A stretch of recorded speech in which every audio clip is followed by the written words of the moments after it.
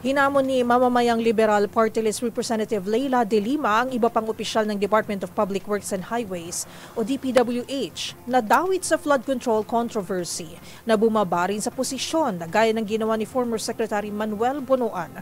Yan daw ay kung may natitira pa silang delikadesa. Magbabalita si Milky Rigunan. Bukod kay Secretary Manuel Bonoan, dapat sumunod na rin ang iba pang opisyal ng Department of Public Works and Highways na sangkot sa mga maanomalyang proyekto kasama ang kontrobersyal na flood control projects. Ayon kay Representative Leila De Lima ng mamamayang Liberal Party List, tama lang ang desisyon ni Bonoan na magbitiw sa pwesto para bigyang daan ng impartial investigation. Pero binigyang diin ni De Lima, dapat harapin pa rin ni Bonoan ang pananagutan at hindi sapat na magbitiw lamang siya sa pwesto. Sabi ni De Lima, kung meron pang natitirang kahihiyan at konsensyang iba pang opisyal ng DPWH na sangkot o hinayaan lamang ang mga kalokohang ito, mag-resign na rin sila.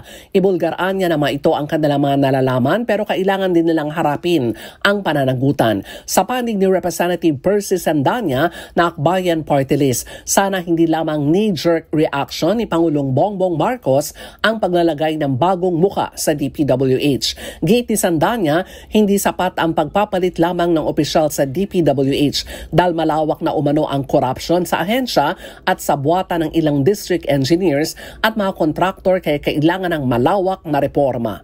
Para sa MBC TV Network News, ako si Milky Rigunan, una sa Pilipinas, una sa Pilipino.